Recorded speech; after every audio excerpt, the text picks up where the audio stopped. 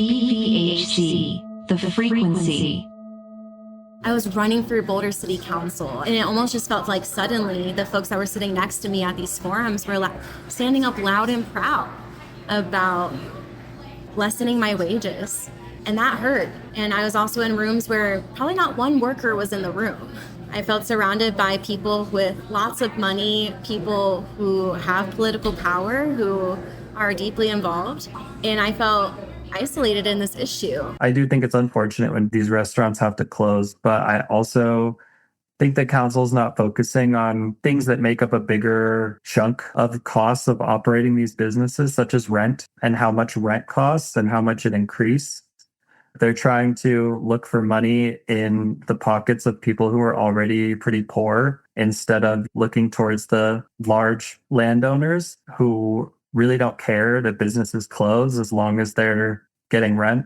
Every dollar does count, and I think that we should be fighting for those extra dollars for the workers. But even if we get those extra dollars, I don't know that that means that they actually have the ability to live or dream in the town with which they're trying to work in. Every solution would help someone, and that's what makes this tough. I'm overall, I would say in general, for the worker person, but I sure would like to make sure people have places to work at as well.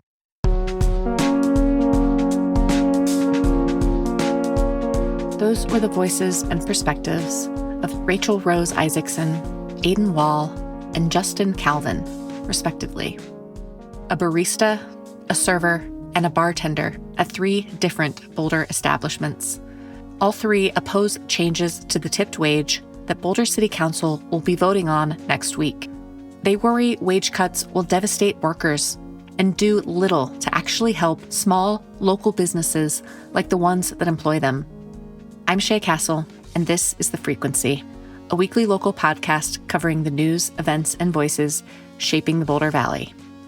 We'll get back to our main story in just a moment. But first, a word from our sponsor.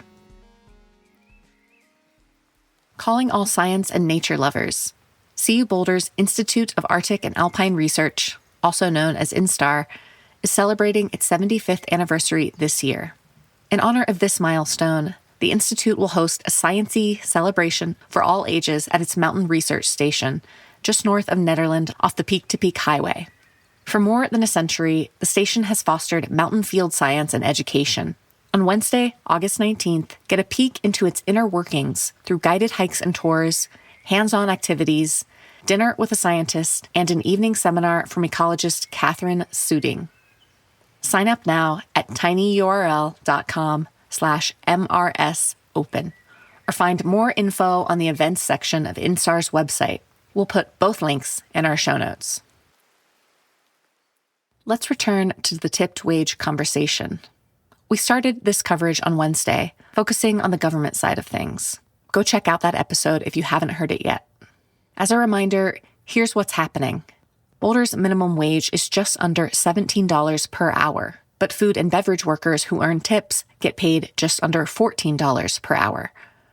Council is currently considering freezing the tipped wage, which means workers could be getting thousands of dollars less than they otherwise would if Council left their pay alone.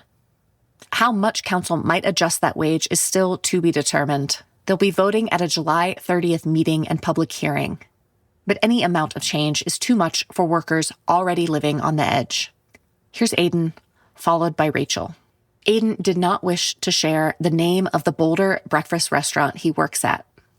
I do serving almost 27, 30 hours a week, and I have another job on the side as well to keep myself afloat. Inflation has been so out of whack that if you earned a raise over the past year of $2, it's basically nothing. It's been completely erased by the rate of inflation. Most tipped workers at most restaurants are not getting any sort of benefits. Healthcare comes from the government, and thanks to changes from the new administration, my healthcare went up by $160 per month, kind of overnight. These workers don't get vacation. They don't get sick days. If you're sick, it comes out of your pocket. So it's just kind of cool and disgusting that they would be trying to take away more money from people who already don't have any benefits. I think sometimes like the picture that we think of tipped workers is like, oh, I'm just like a college student who is just trying to make some extra money for cute clothes and stuff. But the realistic picture is a lot of us are not in that bracket. We are adults who are living paycheck to paycheck. And supporting yourself right now is incredibly hard, but there's parents I work with who are just trying to afford something as basic as a haircut for their children. I want people to really think about the implications. It's really easy to dismiss the amount here, but the implications are pretty devastating. According to data compiled by the city of Boulder, the median hourly wage for bartenders and waitstaff is $20 and $25 per hour, or roughly $40,000 to $50,000 per year. But even those numbers are deceptive. Median means half the workers earn below those numbers and half above. That means half of bartenders earn less than $40,000 per year and half of waitstaff earn less than $50,000, according to the city's own data. Changes to the wage would apply to every single worker. Cuts would also come at a time when people are relying on their base wage more, as the volume of customers and amount of tips declines. There's a lot of tip fatigue, and pair that with a couple years of people while they were being introduced into the world of spending their own money, working jobs, things like that. There was like a gap in peer education or peer standards and practices, just going out as a customer. When COVID happened, there was one, people that didn't get that experience, two, that experience wasn't available to us because of lockdowns and things like that. And three, they just weren't shown the way. I think just a lot of people are going out less. This year is definitely a lot less vibrant at the cafe. There's just so many folks who are getting laid off or are scared. And so as we're talking about, as we are in this clear economic downturn, do we want to safeguard the folks who are going to be most impacted or not?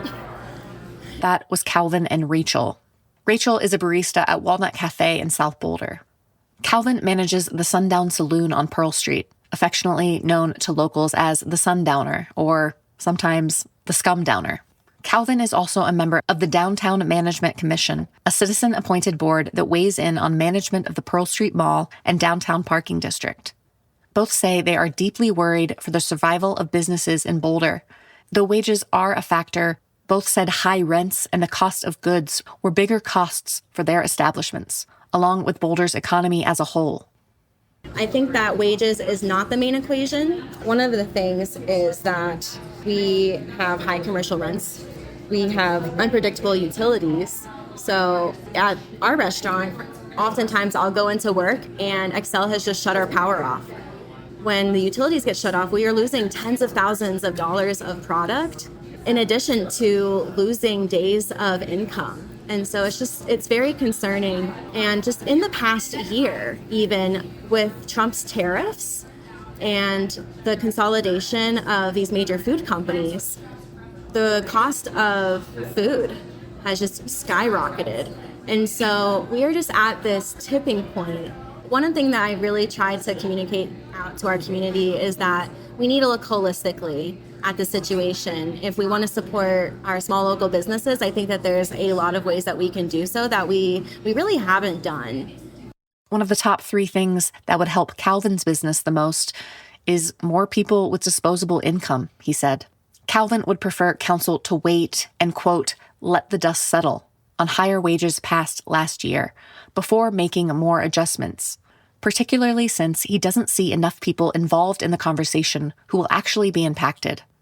Nobody is really involving many of the tipped workers in the conversation, and I would be surprised if other people who work for tips in this city even know what's on the table at the moment. Whatever your views are on it, I think it would be worthwhile to get the people that are actually living day to day with the consequences of it. One thing Kalvin would like to see change is what he calls the culture of degradation of service workers, something cutting wages would only exacerbate. It's not the first time in recent weeks workers have spoken up about the impacts of entitlement and privilege on their mental health. A vacuum repair shop closed earlier this summer and placed at least part of the blame on the behavior of Boulder customers. Quote, "Your neighbors are the Goodbye Post read. People aren't built to be degraded by strangers day after day, and our Boulder team burned out fast." It's felt, and it's hard to explain, and I can't quantify it, but like there's a shame associated with being a worker in this town. And some of that is perpetuated by the people that are easily able to live wherever they want and easily able to live in this town and go out to eat, but still ask that the people that are serving them their coffee in the morning are making sacrifices. And that's a real tough pill to swallow, to be constantly told that, like, hey, we don't want you to make enough to be able to live in this town. And it's not framed that way in legislation, obviously, but it feels that way on the ground. Even framing it as cutting wages, some people wouldn't even say those two words, which it is what it is. There's a lot of doublespeak happening from the top down, and that contributes to that shame I was referencing earlier as well. Anytime a minimum wage conversation comes up, even if they're making well above the minimum wage with tips and things like that, it is on some level saying, if we could pay you less, we probably would. And that's a tough thing to stomach. The viability of small businesses hinges on much more than employee pay, as does affordability and cost of living for workers. Aidan, Kalvin, and Rachel all said while wages might be the easiest thing for council to change, it's far past time to shift the conversation away from the lowest hanging fruit and toward some of the larger forces creating this economic environment where fewer and fewer people can make a living, either by owning a business or working at one. I fundamentally think that if you can't afford to pay your workers a living wage, then that isn't a viable business model. I went to school for business. My parents own a pizza shop in Oregon. You readjust your model, but there's a cheat code for people who have enough money and time. You can lobby your city council and have them change the regulations. And I think they're coming after us because we're the easiest to come after. They're not going to get as much pushback. Whereas if they came after landlords and people causing inflation, they would get a lot of pushback and it would be difficult.